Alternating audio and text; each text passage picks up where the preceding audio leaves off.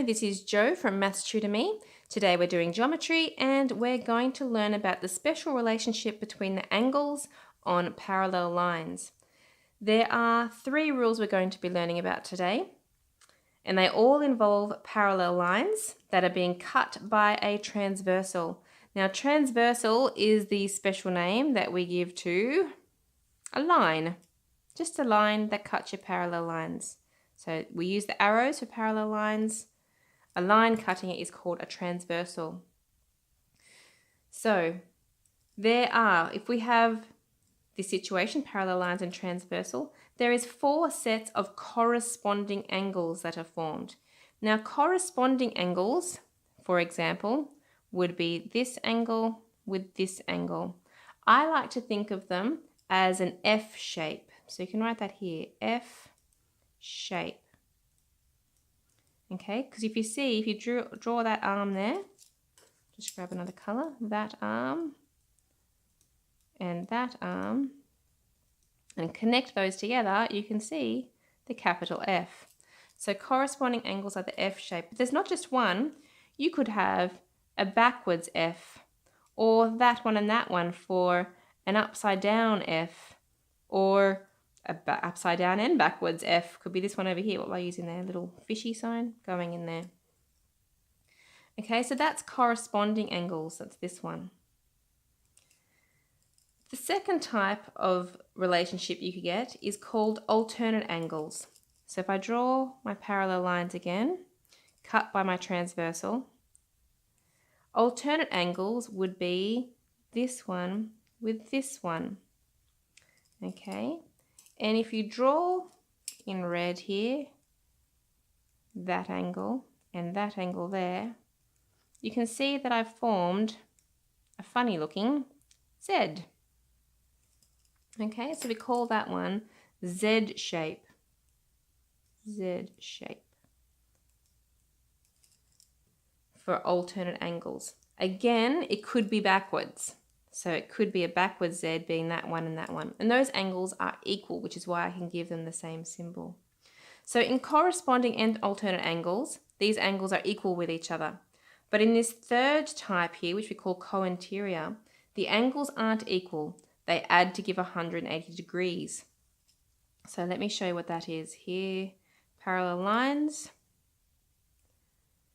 Okay, they're called co-interior. So that makes me think of interior or inside, which would be this angle in here with that one there. I have to give them different symbols this time because they're not equal. They add to give 180. So this one and this angle, join them up, is a very square looking C. So we call that C shape. Okay, so if you can identify what shape you have with your angles, then you know which rule it is that you're using. Remember that the C shape could also be backwards. It could be coming around this way. So any of them can be backwards, upside down, all over the place to find your rule here. So let's see if we can identify these in our examples here. Find the value of the pronumeral in each of the following giving reasons. So when you're first new to this, it does help to draw the arms. So 118, draw the arms of the 118. There it is. The X, draw the arms of the X. And if I connect those together, you can see my F shape. So I'm using corresponding angles. So corresponding angles are equal.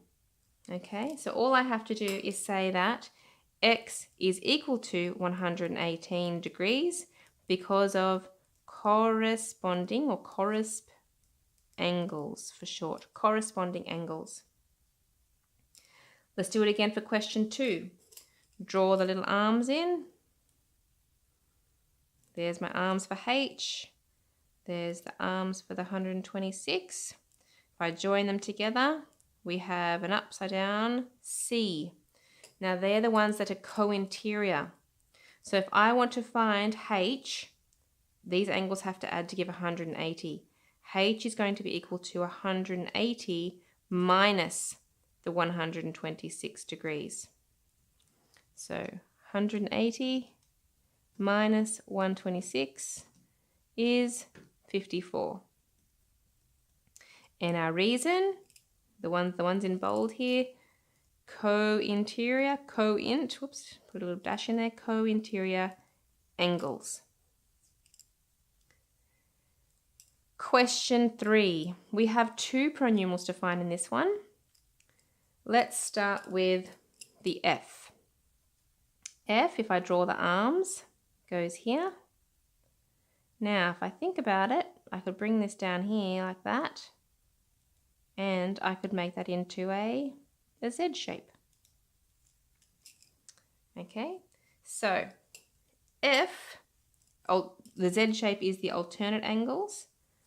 So F is going to be equal to 73 degrees because of alternate or alt angles. We also have to find G. So let's also draw some arms here. There's one angle. There's another one. We join that up. It's backwards, but it is an F, which is our first one corresponding. So that means that G is going to be equal to 105 degrees because of corresponding angles. Question 4, parallel lines. Draw the arms around the angles. There's one angle. Here's the second one. It's backwards, but it's a Z.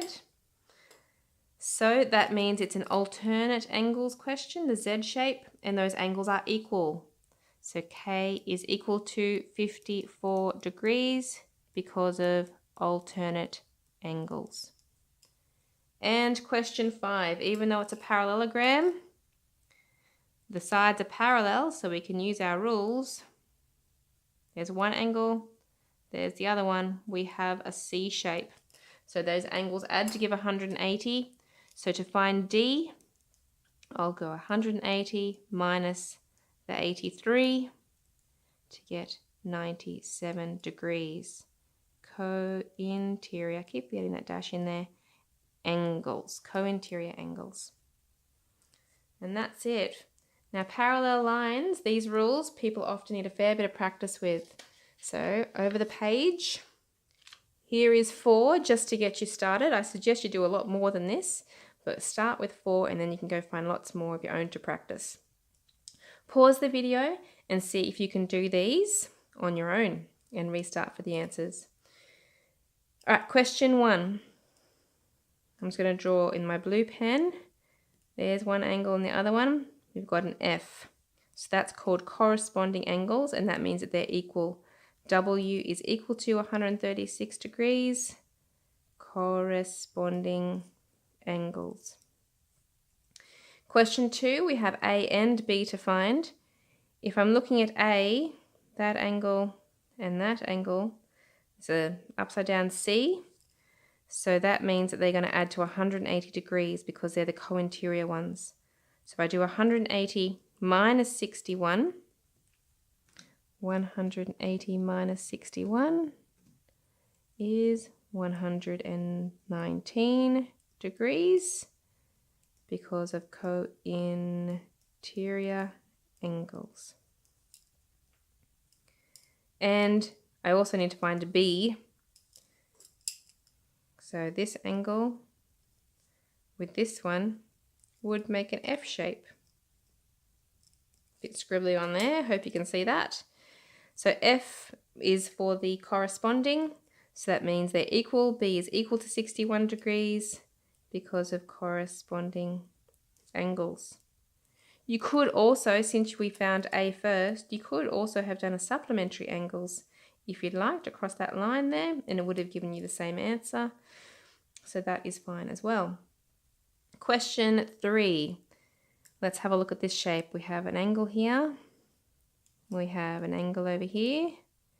If we join them up, we have a Z shape. So those angles are equal.